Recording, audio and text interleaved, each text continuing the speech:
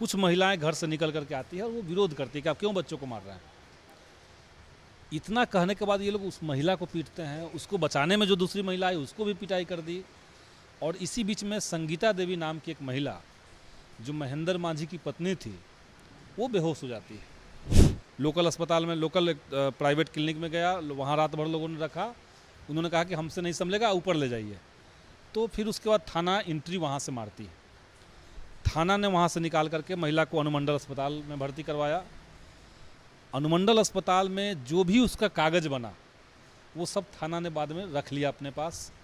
महिला को वहाँ से निकाल करके अस्पताल से कहा गया कि इनको एम्स ले जा रहे हैं। किसी घर वालों को कहा कि पीएमसीएच ले जा रहे हैं।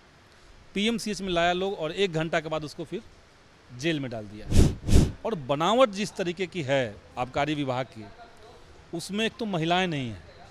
अब महिलाएं नहीं हैं तो, लेकिन हर घर में घुसना है। महिलाओं के साथ भी छेड़छाड़, मारपीट, डराना धमकाना, गाली गलौज कर रहे हैं लोग। इसके समय में जितने लोग शराबबंदी कानून के तहत जेल में गए हैं उनमें 90% लोग गरीब और दलित हैं। तो शिक्षा विभाग का अपर मुख्य सचिव अपने चेंबर में अगर नहीं बैठेगा, किसी को दिक्कत होगी तो हम जाएंगे कि पूर्णिया के फलाने स्कूल में वो छापा मारने गए हैं, हम वहाँ जाकर तो मिलेंगे नहीं उनसे। हमने विभाग में उनके कहा, ऑफिस में कहा कि हमारा नंबर रखिए और जब आएंगे तो फ़ोन कीजिएगा, हम आकर के मिल लेंगे। पूरे दिन मैं इंतज़ार करता रहा। फिर मैंने अपने पीए को भेजा उनके यहाँ। वो जाकर के कहा तो उनको का जवाब दिया कि वो रहते नहीं और रहेंगे तब भी वो मिल नहीं पाते हैं, क्योंकि यहाँ रहते हैं तो मीटिंग करते हैं या तो बाहर रहते हैं। ऐसे अगर कोई विभाग चलने लगेगा तो कैसे काम होगा। पटना के भीतर आज भाकपा माले के विधायक संदीप सौरभ ने 2 चीज़ों को लेकर के प्रेस कॉन्फ्रेंस की।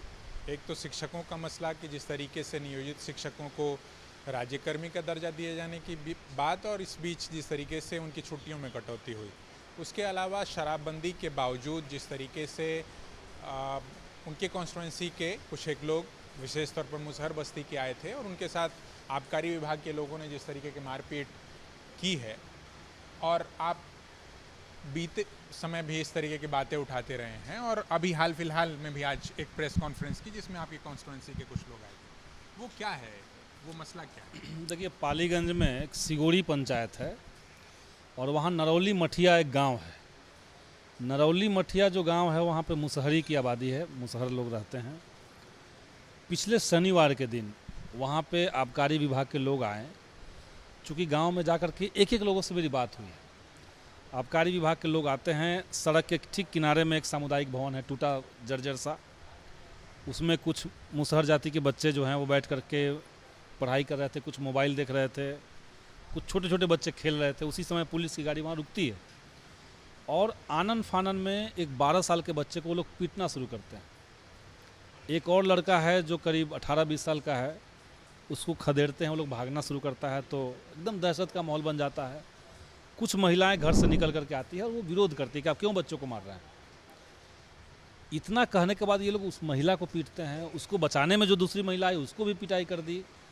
और इसी बीच में संगीता देवी नाम की एक महिला जो महेंद्र मांझी की पत्नी थी वो बेहोश हो जाती है। तो आबकारी के लोगों को लगा कि भाई ये तो मर गई। अब वो लोग गाड़ी तुरंत घुमा करके गांव से भागने लगे। भाग करके गांव के बाहर गए और वहीं पे उन्होंने अपना खुद के गाड़ी का शीशा तोड़ लिया। ये सब गांव के लोग देख रहे हैं, बगल के भी लोग देख रहे हैं, सब जाति के लोग उसमें हैं। और भागने के बाद चले गए वो लोग। और मामला चूँकि हॉस्पिटलाइज महिला हो गई, बेहोश हो गई, तो लोकल अस्पताल में, लोकल एक प्राइवेट क्लिनिक में गया, वहाँ रात भर लोगों ने रखा। उन्होंने कहा कि हमसे नहीं संभलेगा, ऊपर ले जाइए। तो फिर उसके बाद थाना एंट्री वहाँ से मारती है। थाना ने वहाँ से निकाल करके महिला को अनुमंडल अस्पताल में भर्ती करवाया। अनुमंडल अस्पताल में जो भी उसका कागज़ बना वो सब थाना ने बाद में रख लिया अपने पास। महिला को वहाँ से निकाल करके अस्पताल से कहा गया कि इनको एम्स ले जा रहे हैं। किसी घर वालों को कहा कि पीएमसीएच ले जा रहे हैं। पीएमसीएच में लाया लोग और 1 घंटा के बाद उसको फिर जेल में डाल दिया। और उस महिला के ऊपर यह आरोप लगा दिया गया कि उसने आबकारी विभाग के पदाधिकारियों के ऊपर हमला किया है, जो सरासर गलत इल्ज़ाम है। क्या ये परिपाटी सी बन गई है? जैसे आप पहले भी हम एक कार्यक्रम में भी आपको सुन रहे थे, उस दौरान भी आप इस तरीके की बातें कह रहे थे कि आबकारी विभाग के लोग मुसहर बस्तियों में रैंडमली घुसते हैं और उसके बाद वहाँ जिस तरीके की चीज़ें करते हैं वो नाकाबिले बर्दाश्त। निश्चित तौर से ये तो पूरे बिहार में हम लोग देख रहे हैं कि मुसहरी खास करके उनका निशाना है। और शराबबंदी कानून जो है वो अपने आप में कितना प्रॉब्लमेटिक है वो तो एक अलग एंगल है, लेकिन उस कानून का इस्तेमाल जिस तरीके से बिहार में हो रहा है, ये साबित हो रहा है कि ये कानून सीधे सीधे दलित विरोधी है। जो लोग ताड़ के पेड़ पर चढ़ करके ताड़ी उतार करके अपना जीविकोपार्जन चला रहे हैं, उनको जेल में डाला जाता है। मुसहरी में घुस करके, चमटोली में घुस करके, पासवान टोली में घुस करके, गरीब हैं, कुपोषित लोग हैं, उनके घरों में तोड़ फोड़ करना, चूल्हा तोड़ देना, बर्तन तोड़ देना, उनका मोबाइल उठा के लेके चला जाना, मुर्गी के जो अंडे का कुछ लोग दुकान किए हुए हैं तो अंडा का पूरा ये लेके चला जाना, ये धड़ल्ले से हो रहा है। और बनावट जिस तरीके की है आबकारी विभाग की, उसमें एक तो महिलाएं नहीं हैं। अब महिलाएं नहीं हैं तो, लेकिन हर घर में घुसना है, महिलाओं के साथ भी छेड़छाड़, मारपीट, डराना धमकाना, गाली गलौज कर रहे हैं लोग। तो एक तो महिलाएं नहीं हैं, दूसरा संकट है कि उसमें प्राइवेट लोगों को रखा जाता है। जैसे हमारे पास ही पैरवी आता है लोगों का, आम बेरोजगार नौजवान है, हमको आबकारी में रखवा दीजिए ना सर, कुछ पैसा भी हम कमा लेंगे, कुछ पेमेंट भी मिल जाएगा। जो पैसा कमाना है आबकारी विभाग में, वो कैसे रहा है? जिस व्यक्ति को ये लोग उठाते हैं, एक बार वो शराब पिया हो न पिया हो, उसको 2 घंटा तक घुमाते हैं। शराब पीने वाले लोगों को रखने के लिए थाना से अलग सभी जगह कोई सेंटर बनाया हुआ है लोग। तो पालीगंज में एक बंदर बगीचा नाम का जगह है, तो बंदर बगीचा में लोगों को रखते हैं। बंदर बगीचा में ले जाने से पहले उसको 2 घंटे तक घुमाया जाता है। आबकारी विभाग में है तो हम लोग के पास भी किसी का नंबर नहीं है। गांव से फ़ोन आया कि भाई कुछ पिए हुए नहीं था, वो लड़का पीता भी नहीं है, तब भी उसको उठा लिया पुलिस। और वो घुमाने के दौरान उससे पैसे का तगादा लोग करते हैं और उसका पहले मोबाइल छीनते हैं। जब उसके अंदर डर बन जाता है तब उसको मोबाइल लोग देते हैं और कहते हैं कि अपने घर वालों से इतना पैसा मांग के छुड़वा लो, 5,000 10,000। मसले पर संभवतः आप लोग मुख्यमंत्री से भी मिलने गए थे। बीते समय भी जिस तरीके से शराबबंदी के बावजूद डेथ्स हुई, कुछ मुआवजे की राशि घोषित हुई जी, मुख्यमंत्री का या विभाग का, विशेष तौर पर मुख्यमंत्री का है जिस इस पूरे मसले को लेकर जैसा आग्रह है, कोई लगता है कि कुछ इसमें पुनर्विचार जैसी चीज़? छपरा में ये घटना हुई थी जो काफ़ी बड़ी संख्या में लोगों की मौतें हुई थी, उस समय हम लोगों ने माननीय मुख्यमंत्री महोदय से बात की और उनको जो शराबबंदी कानून है उसके प्रावधानों के तहत ही हमने कहा कि आपको मुआवजा देना पड़ेगा। और अंत में उन्होंने प्रावधान मंगा करके देखा, उसको पढ़ाया गया। पढ़ाने के बाद हमने कहा कि भाई उसका ये मतलब है, आपको शराबबंदी कानून से जितना का आपने कर्ज दंड लिया है लोगों से, जितनी जब्ती हुई है लोगों की, सामानों की, गाड़ियों की, उसको नीलाम करके जो आपको पैसा आता है तो हमको मुआवजा में देना पड़ेगा। और उसके बाद सरकार ने दिया। लेकिन शराबबंदी कानून कैसे दलितों को उत्पीड़ित कर रहा है, या आज के समय में जितने लोग शराबबंदी कानून के तहत जेल में गए हैं उनमें 90% लोग गरीब और दलित हैं। ये अगर आंकड़ा सरकार देखे और तब इस कानून पर पुनर्विचार करे तो संभव है, लेकिन सरकार अभी तो कुछ सुन नहीं रही है। सरकार तो अभी कुछ सुन नहीं रही है, मगर आबकारी विभाग का आप जिक्र कर रहे थे। आबकारी विभाग से होते हुए एक ऑफिसर शिक्षा विभाग में चले आए हैं, अपर मुख्य सचिव हैं अब, और उनको भी आप आज जब प्रेस कॉन्फ्रेंस कर रहे तो सिंघम या सामंती चरित्र का एक व्यक्ति अपने तरीके से कह रहे थे, मगर ये भी ग्राउंड पर देखने में आ रहा है कि बहुत सारी चीज़ें उनके होने की वजह से बदलती हुई पॉजिटिवली दिखाई पड़ रही हैं। क्या आपको भी दिखाई पड़ रहा है कुछ? निश्चित तौर से देखिए, तो कई सारे बदलाव आए हैं और बदलाव में कई एंगल काम कर रहा है। एक तो एंगल ये काम कर रहा है कि बिहार के विद्यालयों में अधिकांश जगह पे शौचालय नहीं था। विद्यालय में अगर शौचालय नहीं होगा तो लड़कियों की उपस्थिति कम हो जाएगी।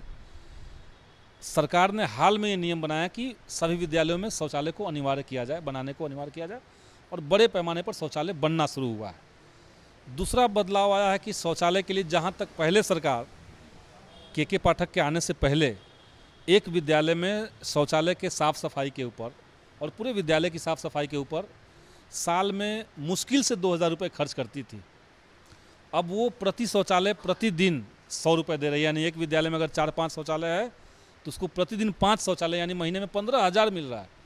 जहां आप साल में 15,000 नहीं दे पाते थे, आप महीने में अब देना शुरू किए हैं। नाइट गार्ड जिसको आप पहले 5,000 नहीं देते थे, देने में आपको आनाकानी हो रहा था, अब आप आउटसोर्सिंग कंपनियों का एक टेंडर, आपने सर्कुलर देखा होगा, आउटसोर्सिंग कंपनियों से नाइट गार्ड की बहाली होगी या नाइट गार्ड जो भी रहेंगे उनको 10,000 मिलेगा। तो आप फंड ऊपर से ज़्यादा बढ़ाए हैं। दूसरा, आपने कहा कि जिस विद्यालय में मान लिया 600 बच्चे हैं, लेकिन चूँकि 100 ही बच्चे आ रहे हैं तो इसलिए भवन की कमी नहीं दिख रही है। अब जब सब बच्चे आने लगे तो भवन की कमी दिखी। तो विद्यालयों को इस बात के लिए भी फंड मिल रहा है कि आप अलग से टेंट लगा लीजिए, अलग से कोई इंतज़ाम कर लीजिए, लेकिन विद्यालय चलाइए। तो एक तो फंड को जो पहले कम था वो अब ज़्यादा मिल रहा है, एक एंगल ये है। दूसरा एंगल है कि चलिए आपने कुछ नियम बनाया कि सभी बच्चों को 75% अटेंडेंस कंपलसरी होगा, या स्कूल के टाइमिंग पे कोचिंग नहीं चलेगा, वो उसको हम अच्छा मानते हैं। इसके चलते बच्चे आना शुरू हुए। टीचर्स तो मोटा मोटी पहले भी आते थे, अभी भी आ रहे हैं, टाइमिंग उनका ठीक हो गया। एक तो सबसे बड़ा जो संकट है, यहाँ तक कोई दिक्कत नहीं है, इस तरह का कोई कार्रवाई हो तो हम लोग तो पहले से ही कर रहे कि भाई विद्यालयों को चलाने का तरीका को दुरुस्त किया जाए। लेकिन जो बड़ा संकट पैदा हुआ के पाठक के आने के बाद से, वो हुआ कि पहले आपने कहा कि विद्यालय के अंदर कोई भी व्यक्ति जाकर के चेकिंग करेगा। आपने जो पंचायत सेवक हैं, रोजगार सेवक हैं, उनको आपने छूट दे दिया कि आप जाकर चेक कीजिए। अब वो लोग विद्यालय में जा रहे हैं, पैसा तहसील ले रहे हैं। जो सक्षम प्राधिकारी हैं, जो सक्षम अधिकारी हैं, उनको आपको भेजना चाहिए था, और जितना जांच करवाइए, कोई दिक्कत नहीं। लेकिन चपरासी को आप कह दीजिए कि टीचर का जांच करते रहिए, तो ये तो इंसल्टिंग है ये फैसला। या जो पटना में आंदोलन हुआ था गर्दनी बाग में पिछले महीने, जब विधानसभा का सत्र चल रहा था, हजारों टीचर को निलंबित करने का आदेश जारी किया गया, जबकि सब टीचर उस आंदोलन में आए थे तो छुट्टी लेकर के आए थे। यहाँ जहाँ आंदोलन हुआ था उसकी परमिशन ली गई थी लिखित में, तब भी आप वो सर्कुलर निकाल करके सब पे कार्रवाई करवा रहे हैं। हाल में जो हुआ कि राइट टू एजुकेशन का हवाला देकर के आप कह रहे हैं कि विद्यालयों में पढ़ाने लिखाने का जो दिन है वो मिनिमम 200 होना चाहिए प्राथमिक में, और मिडिल में होना चाहिए वो 220। पुराने कैलेंडर से बिहार में 251 दिन हो रहा है। जब 251 दिन पहले हो ही रहा है, तब आपको छुट्टी में कटौती करने की क्या ज़रूरत थी? बिहार जैसे राज्य में आप छठ पर्व की छुट्टी काट रहे हैं। ये बच्चों के लिए भी संकट है और टीचर्स के लिए भी संकट है। आज आपने जब प्रेस कॉन्फ्रेंस की तो उसमें राज्यकर्मी वाला पूरा मसला, इस पर आप लोग का विधायक दल का पूरा एक प्रतिनिधिमंडल मुख्यमंत्री से मिला था। उसके बाद मुख्यमंत्री ने 15 अगस्त के भाषण से, या उप मुख्यमंत्री ने भी, उस मसले पर अभी भी फिर से आप लोग आंदोलन में जाने की बात करें। क्या नहीं मसला रिजॉल्व हो पा रहा है, नहीं सुनवाई हो रही, क्या हो रहा है? हमें लगता है कि देखिए, एक तो ये पॉजिटिव चीज़ हुआ कर दिया जा रहा है। नहीं, अनसुना को मैं नहीं कहूँगा। अभी एक पॉजिटिव चीज़ ये हुआ है कि बिहार में शिक्षकों के आंदोलन के इतिहास में पहली बार ये हुआ कि खुद मुख्यमंत्री उनकी मांगों का संज्ञान लिए हैं, और संज्ञान लेकर के उन्होंने सार्वजनिक मंच से कहा कि हम आपको सरकारी बनाएंगे। 15 अगस्त को उन्होंने कहा। उससे पहले 5 अगस्त को महागठबंधन की घटक पार्टियों की एक बैठक हुई, जिसमें मुख्यमंत्री महोदय भी थे, माननीय उप मुख्यमंत्री भी थे, शिक्षा मंत्री थे, मैं भी था उसमें। तो उसमें ये तय हुआ कि सरकार इस दिशा में बढ़ेगी आगे। वहाँ तय हुआ, सरकार ने अनाउंस कर दिया, तो ये बड़ी बात है। लेकिन सरकार अगर उनको राज्यकर्मी दे रही है और कोई शिक्षा विभाग का आला अधिकारी टीचर्स के इस आंदोलन के चलते उनसे इंतकाम लेना अगर सोचेगा, आपने देखा होगा कि कोई एक विद्यालय था जहाँ पर एक टीचर को जाकर के मोटा इडियट ये कह रहे हैं अपर मुख्य सचिव। तो अपर मुख्य सचिव आज जिस पद पर हैं, उनको पढ़ाया तो एक टीचर नहीं होगा, तो एटलीस्ट टीचर का सम्मान करें। ये ऐसा पद है टीचर का जिसको हर किसी को सम्मान करना चाहिए। तो आप उनको इडियट बोल रहे हैं। कोई महिला टीचर है, वैशाली की एक महिला टीचर थी, सरकार ने ही एक प्रावधान किया हुआ है कि महिलाओं को महीने में 2 दिन का अवकाश ले सकती हैं पीरियड्स के दौरान। उन्होंने अपना स्पेशल लीव अप्लाई किया हुआ था, उसको रद्द करके उनका पेमेंट रोक देना, उनको शोकॉज दे करके उनको प्रताड़ित करना क्योंकि वो महिला है, तो ये तो गलत है।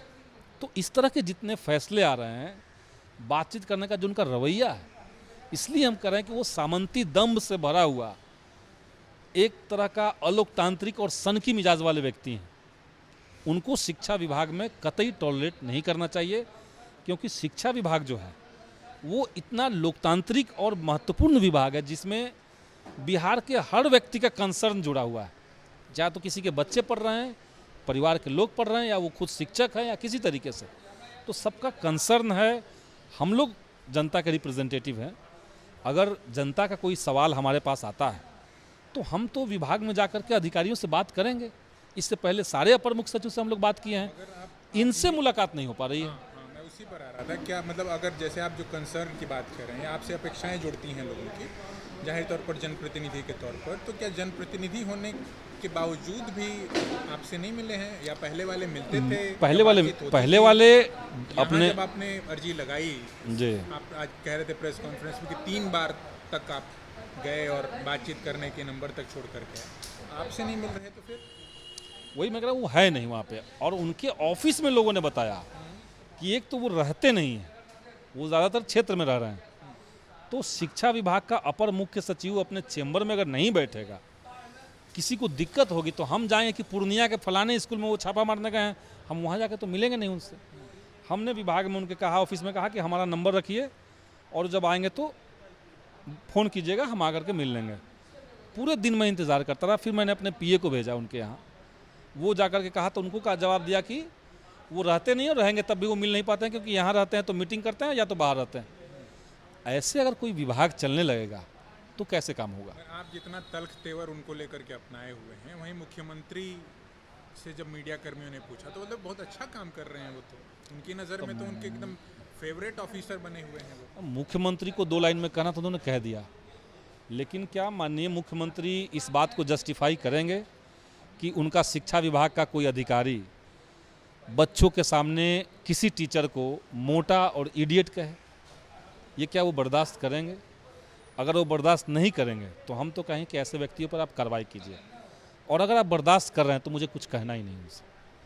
तो यदि आप अपने अपर मुख्य सचिव या अपने अफसर की इन तमाम बातों को बर्दाश्त कर रहे हैं तो फिर मुझे इस मसले पर कुछ कहना ही नहीं है। ऐसा कहना है पालीगंज से विधायक संदीप सौरभ का, जिनसे हम उनके कॉन्स्टिट्यूंसी से जुड़े हुए, हालांकि शराबबंदी किसी कॉन्स्टिट्यूंसी का मसला नहीं है, और जिस तरीके से भी दलित महादलित टोलों में घुस कर के आबकारी विभाग के लोग जिस तरीके की कार्रवाई कर रहे हैं उसको लेकर के भी लगातार जगह जगह से रिपोर्ट्स आ रही हैं। उसके अलावा शिक्षकों का सवाल, नियोजित शिक्षकों को राज्यकर्मी बनाने का सवाल, इस बीच छुट्टियों की कटौती का सवाल, और विशेष तौर पर जिस तरीके से खबरों और सुर्खियों में हैं के पाठक, उन तमाम चीज़ों पर हमने बातचीत की है उनसे। अभी के लिए फ़िलहाल इतना ही।